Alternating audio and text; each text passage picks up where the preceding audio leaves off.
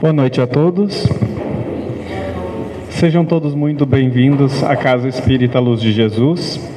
E para iniciarmos então a nossa noite, nós vamos começar com a leitura do livro A Luz da Oração de Francisco Cândido Xavier. Oração e renovação.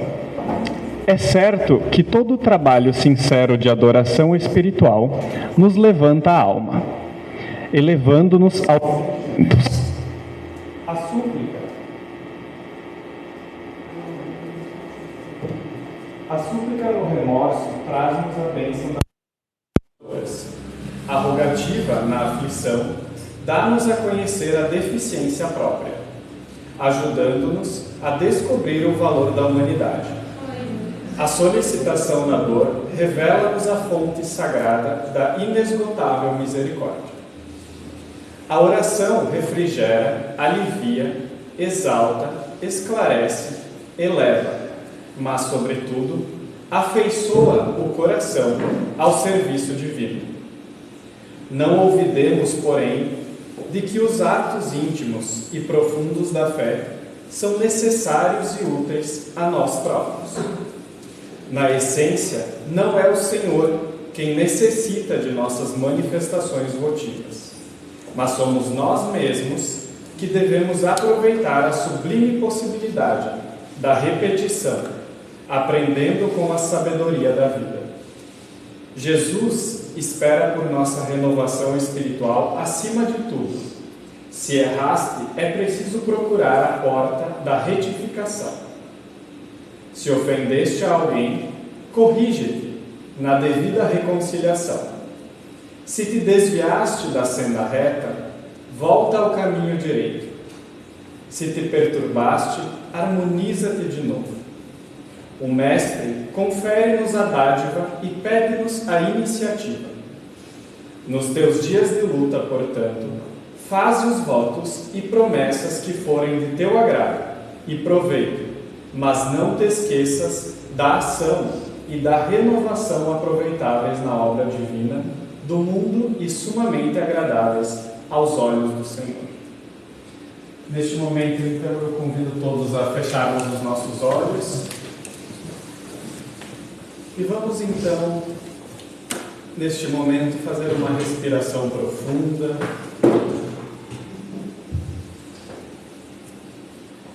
Serenar a nossa mente, o nosso coração. Agradecemos a todo o apoio da equipe espiritual por mais este dia que tivemos, pelos encontros com os nossos irmãos, com todas as pessoas que estão à nossa volta e que auxiliam em nossa evolução. Reconhecemos o propósito desses desafios diários. Reconhecemos que necessitamos destas experiências para elevar a nossa mente, para elevar a nossa moralidade. E agradecemos por todas as experiências que tivemos durante o nosso dia. Pedimos também à espiritualidade superior que continue nos guiando no caminho do amor, da luz, da caridade, para que assim possamos continuar semeando a luz pelo mundo e espalhando o bem em todos os cantos. Por tudo isso, nós vos agradecemos. Que assim seja. Nesta noite, então, nós temos nosso colega Ivonei, então, que vai trazer mais uma reflexão. Seja muito bem-vindo.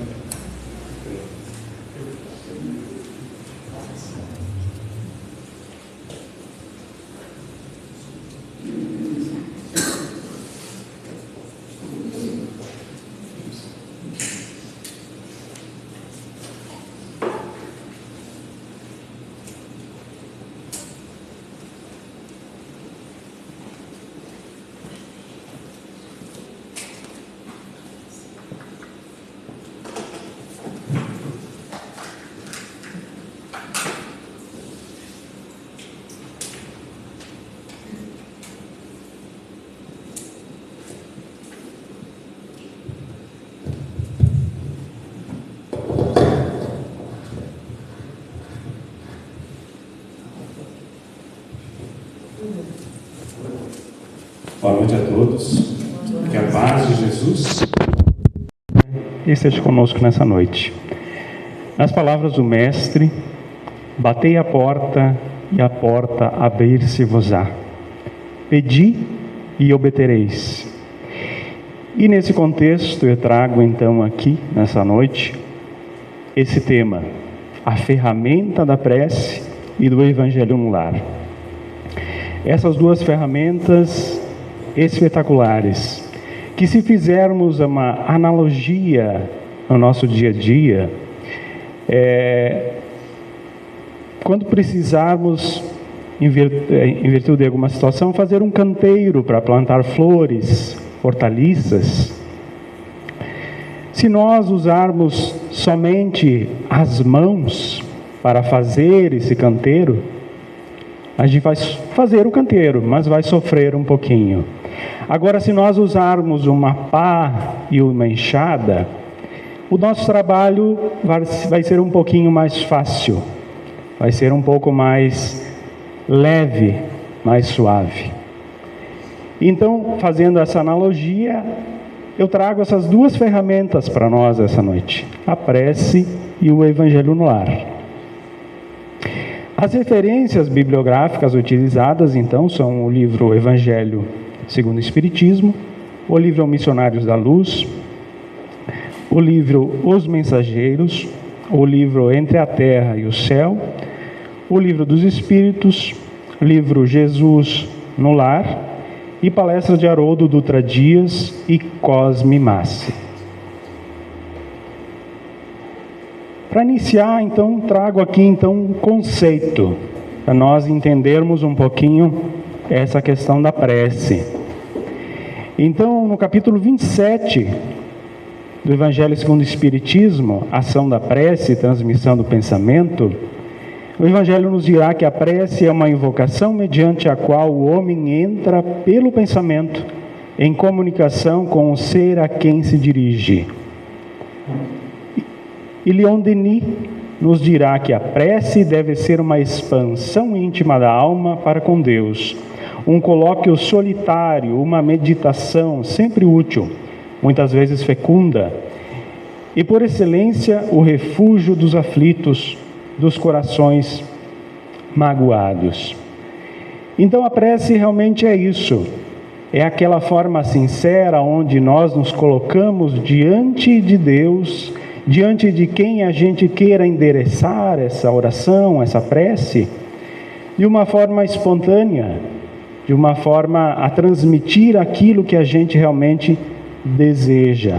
Muitas vezes naquele realmente colóquio solitário, naquele momento onde a gente está no nosso íntimo, seja em qualquer lugar, colocando esse pensamento ao mais alto. Nós precisamos entender também um pouquinho os mecanismos com que a prece, então, chega para a espiritualidade ou para quem a gente queira endereçá-la. E o Espiritismo torna isso compreensível, a ação da prece, explicando então o modo da transmissão do pensamento. No capítulo 27, seguindo, nos diz que todos nós estamos mergulhados no fluido cósmico universal, que ocupa o espaço de todos os seres, encarnados e desencarnados, tal qual nos achamos nesse mundo dentro da atmosfera. Então, o fluido cósmico universal, ele está espalhado por toda parte, por todo o ambiente, e esse será, então, o veículo de transmissão do nosso pensamento, porque a partir do momento que nós fazemos uma prece, ela é um pensamento que está agindo na nossa mente e sendo transmitido. Continuando no capítulo 27, a espiritualidade nos dirá que esse fluido recebe da vontade uma impulsão. Ele é o veículo do pensamento, como o ar é o do som, com a diferença de que as vibrações do ar são circunscritas, quer dizer, são limitadas. ao passo de que as do fluido universal se estendem ao infinito. Nesse contexto, o fluido universal também muito conhecido como plasma divino, como citado em algumas obras do Espiritismo como a matéria elementar primitiva. Pois essa matéria elementar primitiva está presente em todo lugar e também serve de criação para que a espiritualidade, para que Deus possa então manipulá-la e fazer dela criações. Seguindo no capítulo 27, dirigindo, pois, o pensamento para um ser qualquer na terra ou no espaço, de encarnado para desencarnado, ou vice-versa, uma corrente fluídica se estabelece entre um e outro, transmitindo de um ao outro pensamento, como o ar transmite o som. Então podemos ver aí que se estabelece uma conexão. A partir do momento que a gente faz esse momento nosso do colóquio, da prece, a gente faz uma conexão com quem a gente está emitindo, para quem a gente está emitindo essa prece. Faz uma ligação direta, como podemos ver no exemplo da imagem. Então, qual as finalidades então na prece? Primeiro, louvar. Por puro amor ao Pai, é uma mensagem de carinho e afeto e de ternura, por entender que amar a Deus sobre todas as coisas.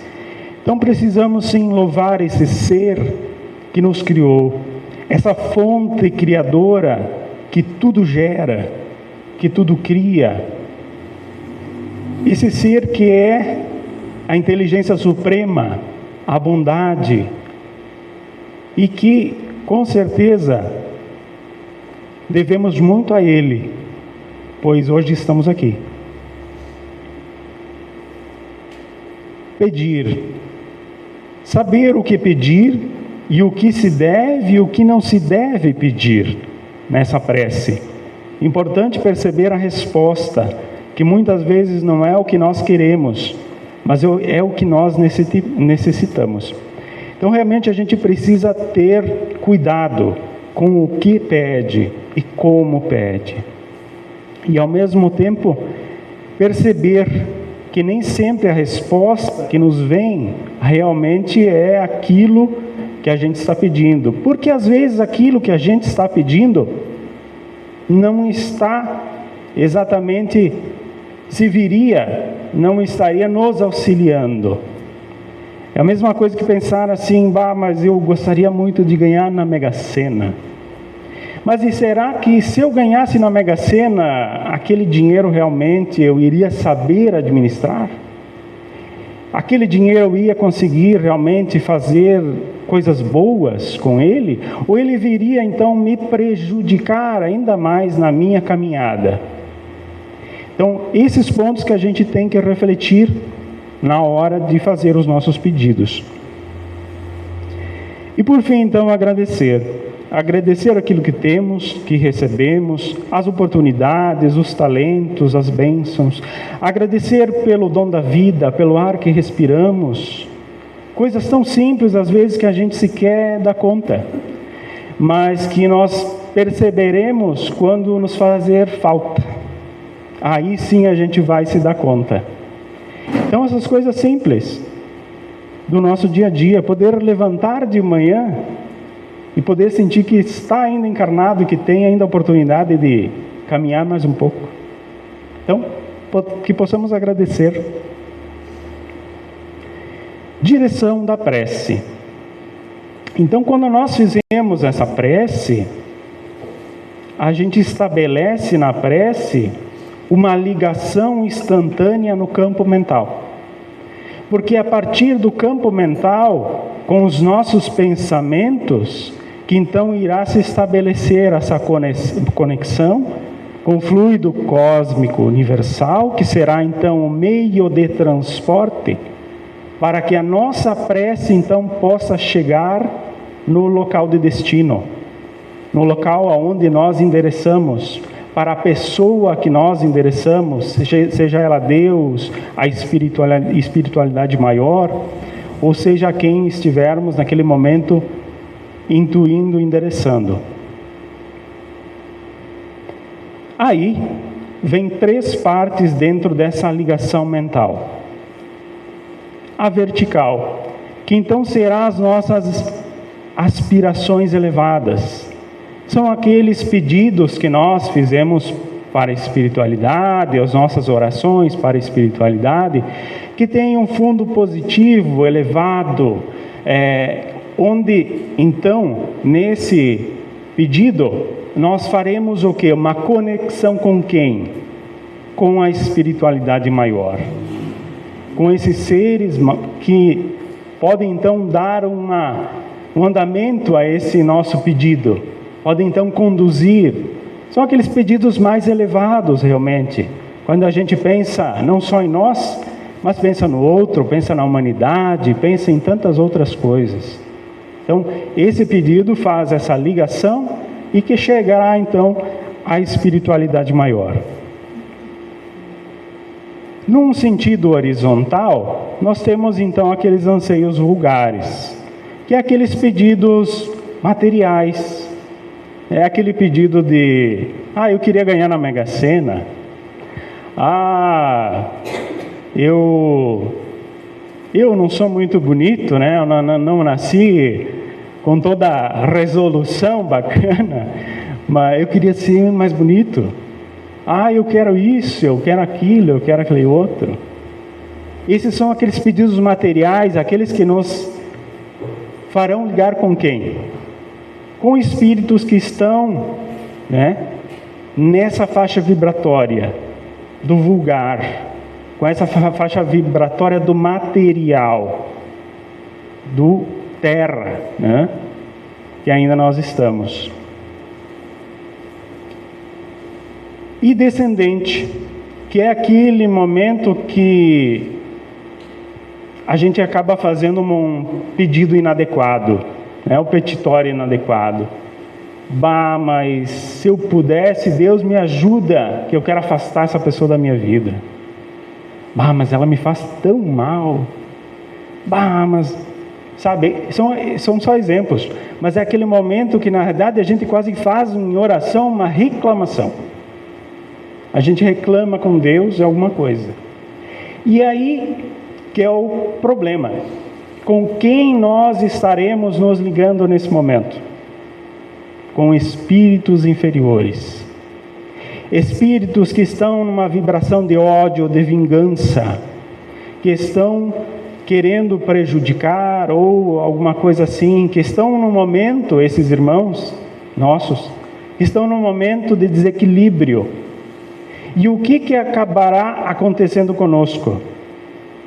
Nós acabaremos tendo esse desequilíbrio, porque a gente está fazendo uma ligação em prece com esse tipo de vibração. Então também não nos fará mal, não nos fará bem.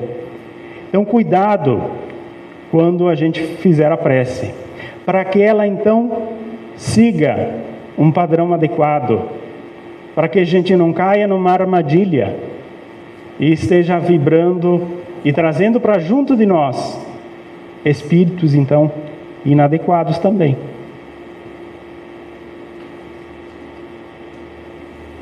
É válido orar para outra pessoa? No livro dos Espíritos, na questão 662, a espiritualidade nos dirá que o espírito daquele que ora age pela sua vontade de fazer o bem. Pela prece, atrai bons espíritos que se associam ao bem que se quer fazer. Então é válido? É muito válido.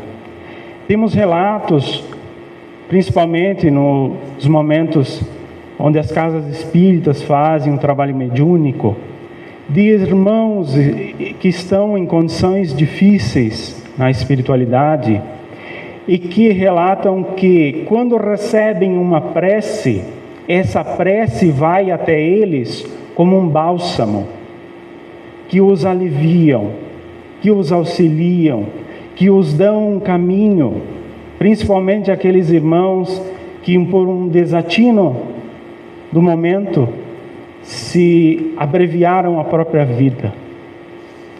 Então, a prece é muito válida. A prece de uma mãe por um filho, segundo relatos, chega na espiritualidade como se abrisse um facho de luz sobre aquele filho necessitado.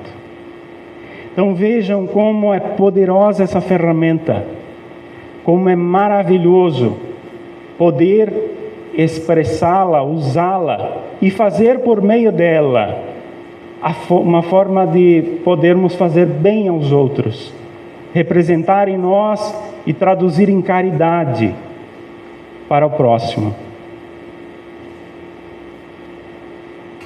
Existe algum lugar especial, então, para nós podermos fazer a prece? Emmanuel nos dirá que o templo fundamental de cada ser humano é o seu coração. A prece sentida não exige locais.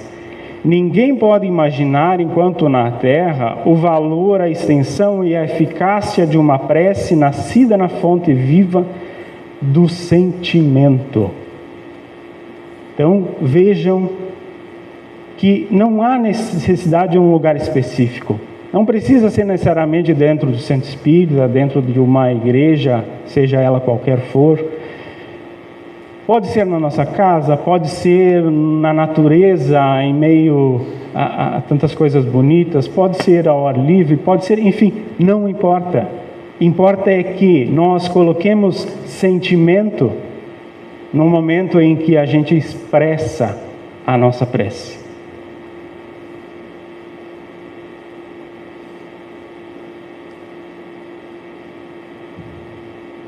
Trago aqui então essa questão da repetição, uma prece repetida, né?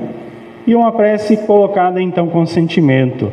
Então, repetir palavras segundo fórmulas determinadas é como produzir eco que a brisa dissipa, como sucede a voz do sino que no espaço se espraia e morre. Orar é sentir, o sentimento é intraduzível, não há palavra que o defina com absoluta precisão. O mais rico vocabulário do mundo é pobre para traduzir a grandeza de um sentimento. Lembro de uma pequena história para ilustrar um pouquinho essa situação. Uma professora tinha na sala de aula alguns alunos e ela escolhe 3 deles para perguntar o que eles mais sentiam medo. Então, ela pergunta para Pedrinho, inicialmente, o que Pedrinho tinha medo. E Pedrinho diz a ela: professora, eu tenho medo do bicho-papão. Ela é terrível.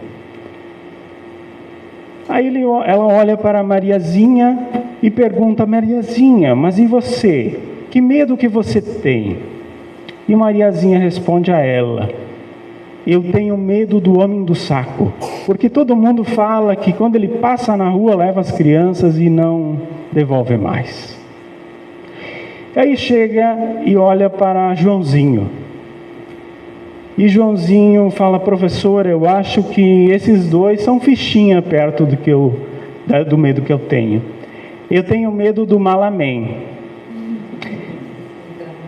E a professora pergunta a ele: mas quem é esse Malamém? Não faço ideia. Me explica. Aí Joãozinho fala que toda noite a mãe dele reúne a família e ora várias orações repetidamente. E ele só fica ali acompanhando, e no final das orações a mãe dele ainda diz: Joãozinho, por favor, repita comigo: e livrai-nos do mal, amém. Então veja, só uma pequena história, mas que reflete nisso, nessa questão da repetição e do sentimento. Não que as orações não possam ser decoradas, muito pelo contrário, há orações belíssimas, a oração do Pai Nosso, a oração da Ave Maria, ou tantas outras orações aí, que tem um sentimento muito bonito nas suas palavras. Porém, nós precisamos refletir naquilo que a gente está expressando, no que aquelas palavras estão tentando dizer para nós. Senão não faz sentido, é só da boca para fora. Não tem consistência naquilo que a gente está colocando naquela prece, naquela oração.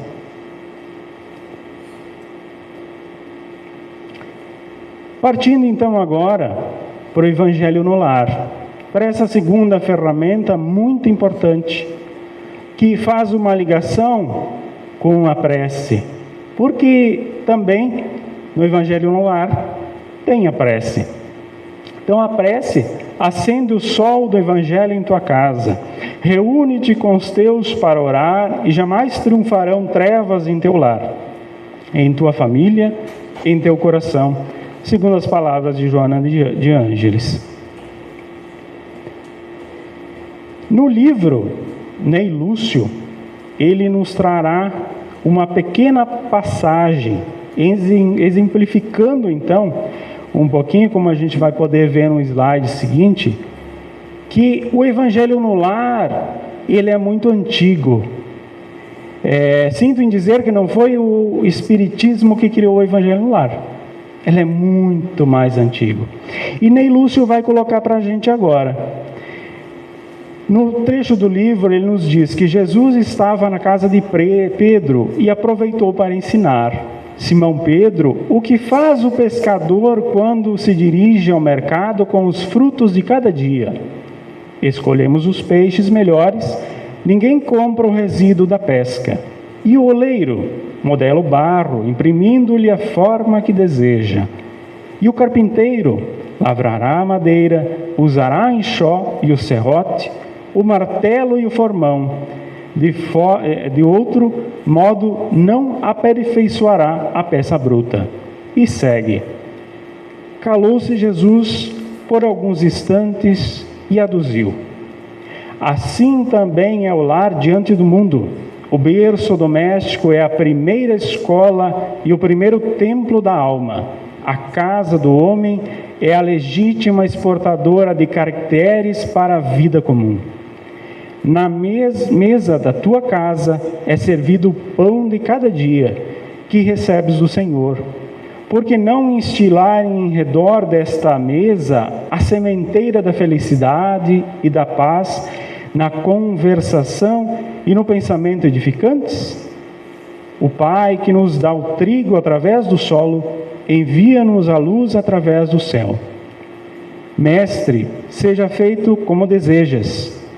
E Jesus desenrolou os escritos da sabedoria, havendo então na terra, em casa de Pedro, o primeiro culto cristão no lar. Então vejam que essa prática é muito antiga.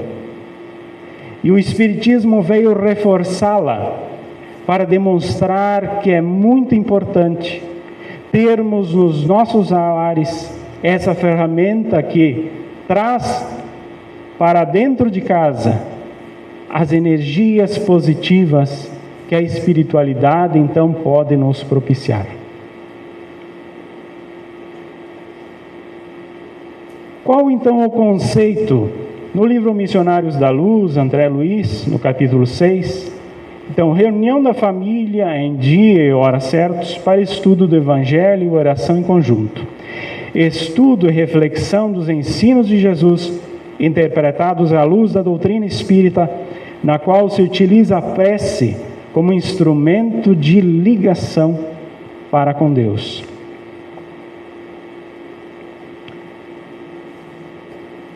Qual a importância então do Evangelho? O lar que realiza o Evangelho, então é como uma luz presente na nossa vida. Como nos dirá André Luiz, não é somente a moradia dos corpos, mas acima de tudo a residência das almas. Santuário doméstico que converte-se em campo sublime das mais belas florações e colheitas espirituais.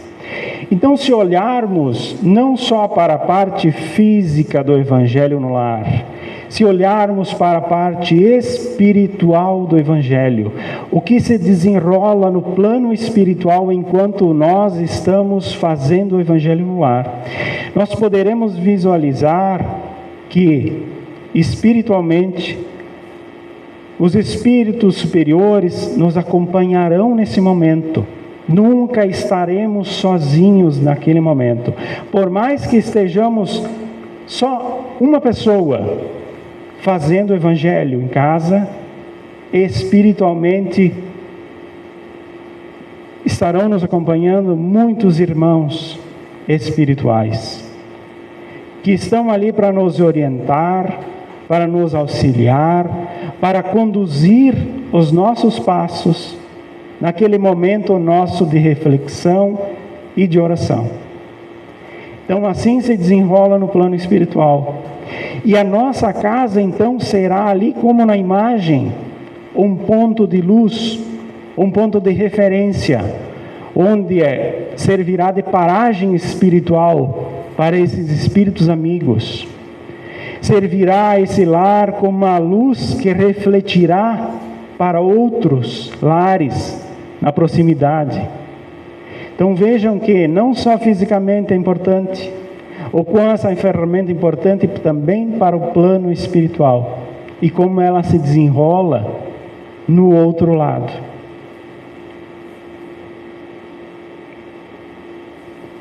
Quem participa do Evangelho no lar? Então a presença deve ser sempre espontânea e jamais imposta. Se um membro da família se recusar a participar, a decisão deve ser respeitada, podendo lembrar na prece final do membro ausente. Então realmente tem que ser espontâneo, porque tem que haver comprometimento e sentimento naquele momento. Se a pessoa não estiver disposta, que nós não obriguemos a ela a fazê-lo.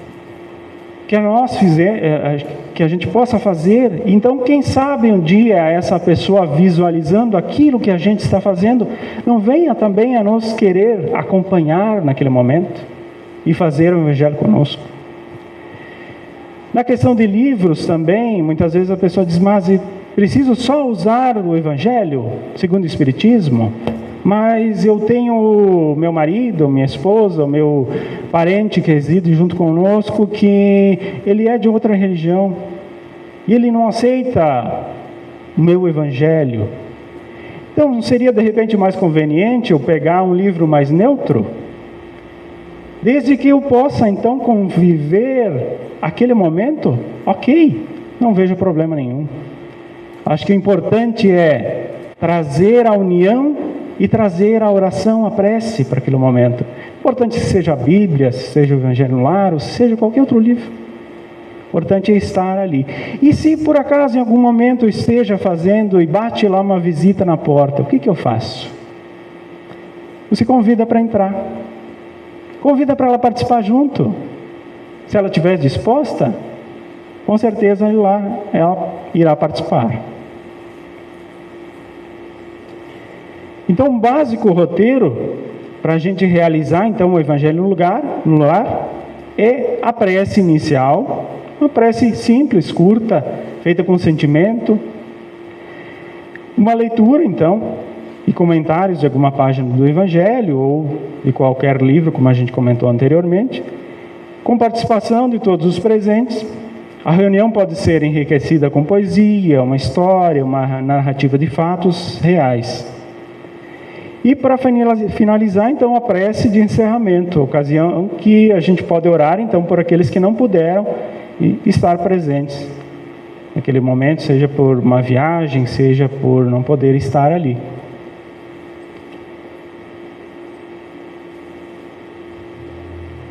Recomendações para a realização, então, do Evangelho no Lar. Duração média de 15 a 20 minutos. Abster-se de manifestações de espíritos, principalmente para as pessoas que têm a mediunidade mais desenvolvida. Esse seria um momento mais para reflexão, então, e não para dar ali alguma passividade. Pode-se colocar água para que seja então fluidificada pelos benfeitores espirituais, para que eles possam deixar aí os eflúvios para o nosso bem e para o bem daqueles que estão participando do Evangelho. Realizar a reunião semanalmente em horário fixo. Por que semanalmente em horário fixo? Porque a espiritualidade vem ali participar conosco. Então, eles solicitam para a gente essa disciplina, porque eles também precisam estar em outros momentos, em outros lugares, têm seus compromissos espirituais em relação a desenvolvimento de atividades no plano espiritual. Então, nós tenhamos que sim ter essa rigorosidade de fazer naquele determinado momento, para que então a espiritualidade possa nos acompanhar. E fazer então o Evangelho no lar em voz alta, porque como espíritos ali estão nos acompanhando, espíritos que também possivelmente possam estar ali para aprender, então que eles possam compartilhar conosco esse conhecimento, que a gente possa fazê-lo em voz alta. Para finalizar, então, Joana de Ângelos nos dirá: dedica uma das 7 noites da semana ao culto evangélico no lar, a fim de que Jesus possa pernoitar em tua casa.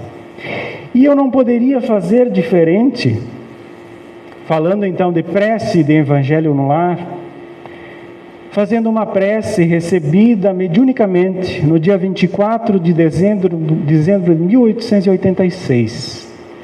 E ela nos dirá o seguinte: Deus nosso Pai, que sois todo poder e bondade, dai a força àquele que passa pela provação, dai a luz àquele que procura a verdade, pondo no coração do homem a compaixão e a caridade. Deus, dai ao viajor a estrela guia, ao aflito a consolação, ao doente o repouso. Pai, dai ao culpado o arrependimento, ao espírito a verdade, à criança o guia, ao órfão o Pai. Senhor, que vossa bondade se estenda sobre tudo o que criastes. Piedade, Senhor, para aqueles que vos não conhecem. Esperança para aqueles que sofrem.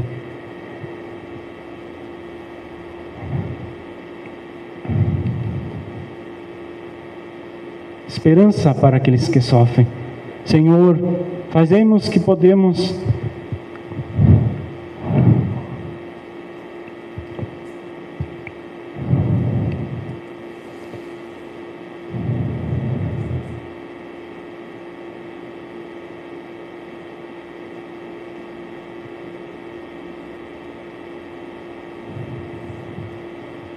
Pai de infinita bondade, te agradeço, Senhor, pela oportunidade de podermos estar aqui, Senhor, nessa noite. Ilumina a nossa vida e que Jesus esteja conosco, agradecendo hoje e sempre. Que assim seja.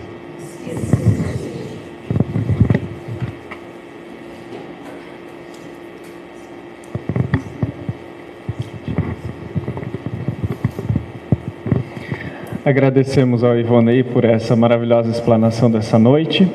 E nesse momento, então, nós seguiremos para o nosso atendimento coletivo, onde nós iremos, então, fazer as trocas de energia que a espiritualidade traz em nosso favor.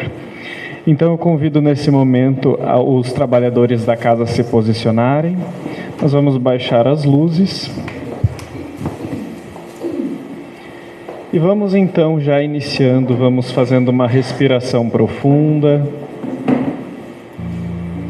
serenando novamente a nossa mente e o nosso coração.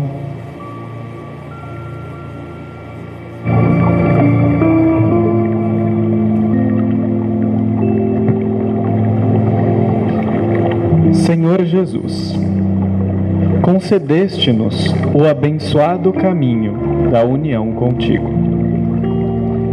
Desde a manjedoura iluminada até a ressurreição divina, com passagem pela cruz do trabalho e da renunciação, da fé viva e do testemunho santificante.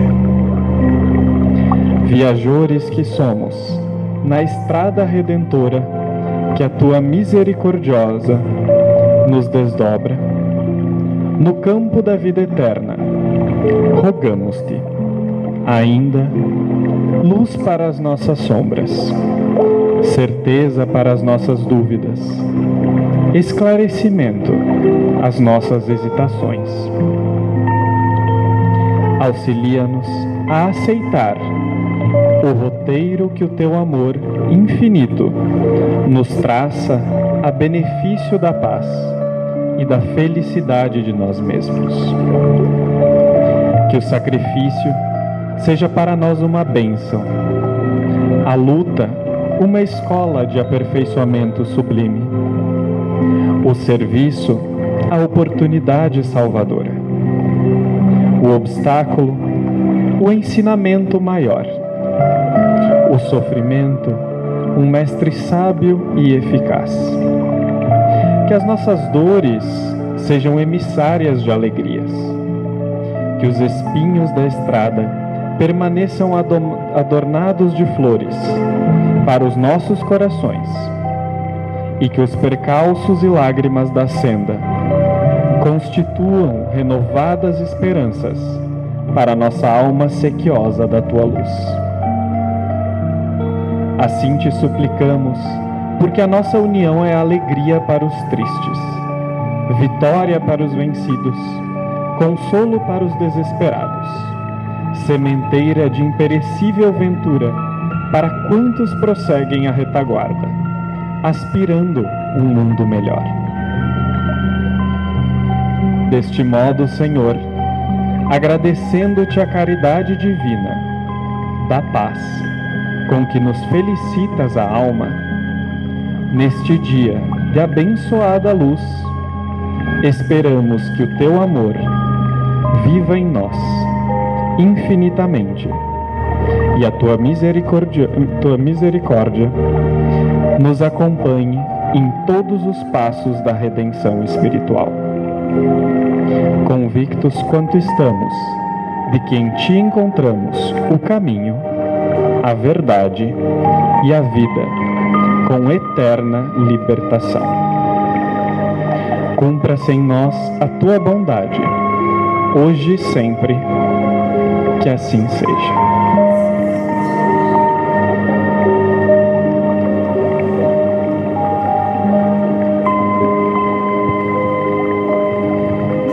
A Casa Espírita Luz de Jesus agradece a presença de todos e desejamos um bom retorno aos vossos lares.